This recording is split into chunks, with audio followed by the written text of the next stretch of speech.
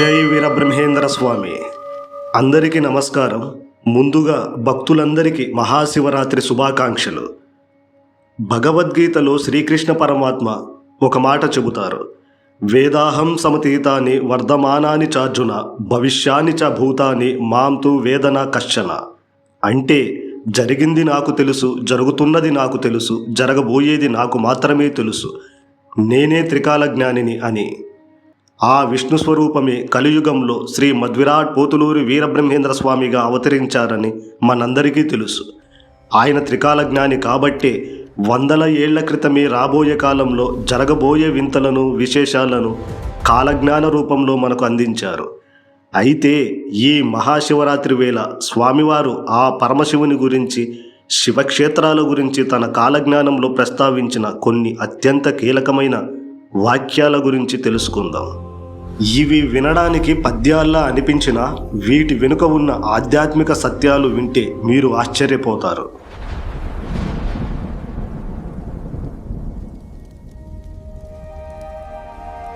ధనువు మీద గురుడు ప్రవేశమైతేను ధనువు చేతను హరుడు బుట్టేనిమా, మనసిజ హరణుడు పాసు పతాస్త్రము మన వీర యోగికి ఇచ్చేనిమా. దీని అర్థం ఏమనగా, మొదటి వాక్యాన్ని గమనిస్తే ఇది ఒక ఖగోళ మార్పును సూచిస్తోంది. ధనువు మీద గురుడు ప్రవేశమైతే అంటే గురుగ్రహం ధనుర్రాశిలోకి ప్రవేశించినప్పుడు అని అర్థం. ఆ సమయంలో హరుడు అంటే పరమశివుడు ఒక సంకల్పం చేస్తాడట. మన్మధుడిని సంహరించిన ఆ మనసిజ హరణుడు తన అత్యంత శక్తివంతమైన పాశుపతాస్త్రమును మన వీరయోగికి ప్రసాదిస్తాడని దీని అర్థం. కలియుగ అంతంలో అధర్మాన్ని అణిచివేసి ధర్మాన్ని స్థాపించడానికి కావలసిన దైవిక శక్తిని శివుడు వీరభోగ వసంతరాయులుగా రాబో వీరబ్రహ్మంగారికి అప్పగిస్తారని దీని అంతరార్థం. ఇక రెండవ వాక్యంలో కుంభమందు గురుడు ప్రవేశమైతేను కుంభిని కుదురుగా నుండేనిమా, శంభుననుమతి చేత శంఖచక్రధరుడు శాంభవీ పట్టణ మేలేనిమా.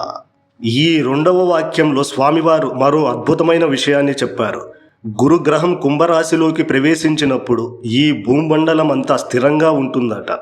ఆ సమయంలో శంభుని అనుమతి చేత అంటే పరమశివుని ఆజ్ఞ లేదా అనుమతితో శంఖచక్రధరుడు అంటే సాక్షాత్తు ఆ శ్రీ మహావిష్ణువు శాంభవీ పట్టణాన్ని పరిపాలిస్తాడట.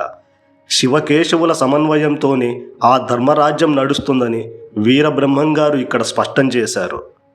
ఇక మూడవ వాక్యం చూస్తే, శ్రీశైలనాథుడు సాక్షాత్కారముగాను దాసజనులతో మాటలాడేనిమా, శ్రీసుడు వీర వసంతుడొచ్చునని ఆ శితికంఠుడు పలికేనిమా. దీని అర్థం ఏమనగా, కలియుగంలో ఒకానొక సమయంలో శ్రీశైలం మల్లికార్జున స్వామి సాక్షాత్తుగా భక్తులకు కనిపిస్తారట. అంతేకాదు ఆయన తన భక్తులతో స్వయంగా మాట్లాడుతారట.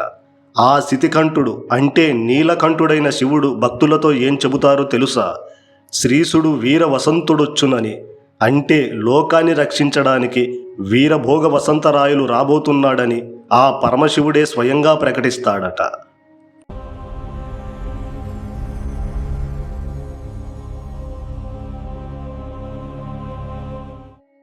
స్వామివారు ఇంకొక కాలజ్ఞాన వాక్యంలో ఈ విధంగా తెలిపారు, మల్లికార్జున గుడి శిఖరాన జల్లు జల్లున అగ్ని రాలేనిమా. అనగా శ్రీశైల క్షేత్రంలోని మల్లికార్జున స్వామి దేవాలయం శిఖరం నుండి అగ్ని వర్షంలా కురుస్తుందట. ఇది ప్రకృతిలో రాబోయే పెనుమార్పులకు, యుగ పరిసమాప్తికి ఒక సూచన. పాపం మితిమీరినప్పుడు ఆ పరమశివుడు తన మూడవ కంటిని తెరిచి లోకాన్ని శుద్ధి చేస్తాడని, ఆ సంకేతాలు శివక్షేత్రాల నుండే మొదలవుతాయని బ్రహ్మంగారు మనల్ని హెచ్చరించారు.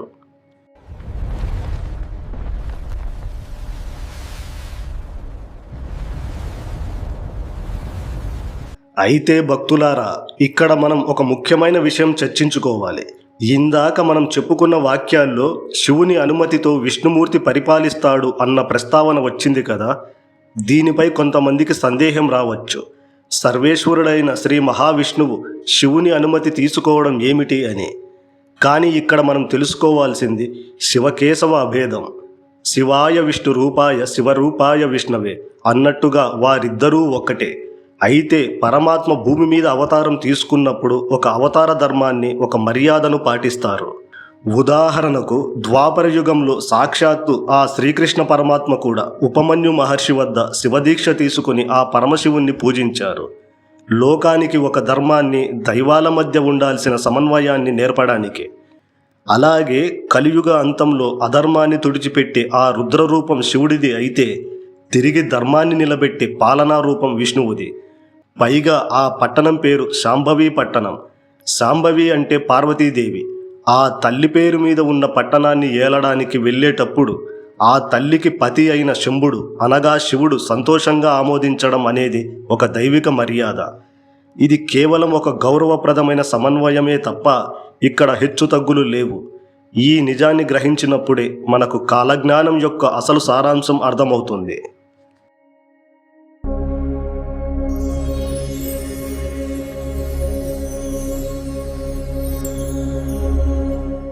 చూశారు కదా, వీరబ్రహ్మేంద్ర స్వామి వారు పరమశివుని గురించి చెప్పిన ఈ వాక్యాలు ఎంత లోతైనవో. ఆయన కేవలం భవిష్యత్తును ఊహించలేదు, శివకేశవుల సంకల్పాన్ని అక్షరబద్ధం చేశారు. మహాశివరాత్రి అంటే కేవలం జాగారం చేయడం మాత్రమే కాదు, ఇలాంటి ఆధ్యాత్మిక సత్యాలను తెలుసుకొని మనల్ని మనం ధర్మ మార్గంలో నడిపించుకోవడం. బ్రహ్మంగారి కాలజ్ఞానంలోని ఈ విశేషాలు మీకు నచ్చినట్లయితే ఈ వీడియోని లైక్ చేయండి, మీ మిత్రులతో పంచుకోండి. ఇలాంటి మరిన్ని ఆధ్యాత్మిక కాలజ్ఞాన రహస్యాల కోసం మన జై వీరబ్రహ్మేంద్ర ఛానల్ని సబ్స్క్రైబ్ చేసుకోవడం మర్చిపోకండి. మరోసారి అందరికీ మహాశివరాత్రి శుభాకాంక్షలు. ఓం నమ శివాయ. జై వీరబ్రహ్మేంద్ర స్వామి. చందమామాయి సంధి తెలిపే ధ్యానులెవరే చందమామా. కాయమాను పుట్టాలోన చందమామా పాము మాయగానే వెలుగుచుండు చందమామా.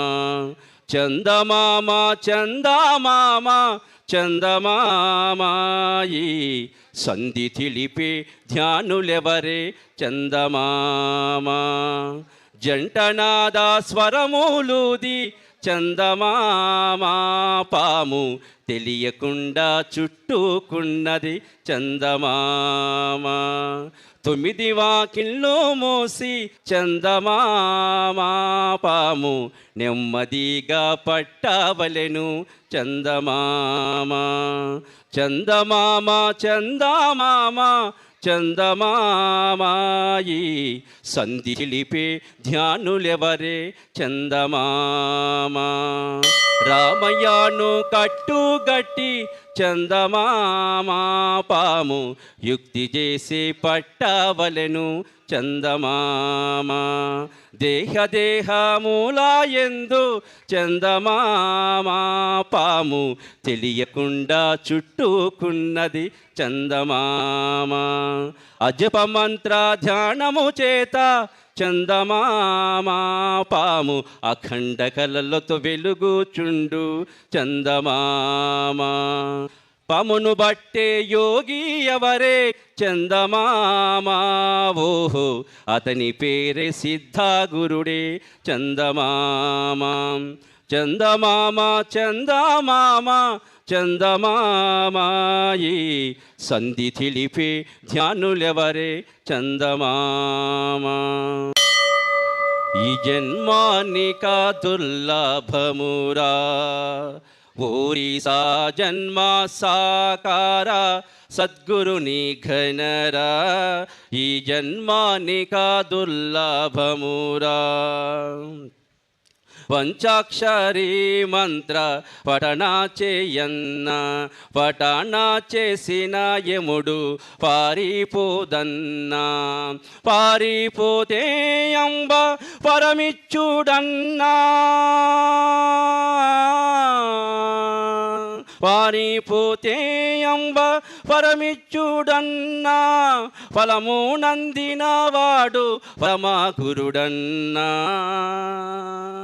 ఈ జన్మానిక దుర్లభమురా ఓరిసా జన్మ సాకార సద్గురుని ఘనరా. ఈ జన్మానిక దుర్లభమురా. 6 మతములను అందా ఉందన్నా. అంబాతో దుర్గ దుర్గాంబ ఆట్లాడు నన్నా, ఆట్లాటలో మంచి అర్థముందన్నా, అర్థమెరిగిన వాడు హరిగురుడు ఎన్నా. ఈ జన్మానిక దుర్లభమురా, ఓరిసా జన్మ సాకార సద్గురుని ఘనరా, ఈ జన్మానిక దుర్లభమురా. చందమామ చందమామ చందమామాయి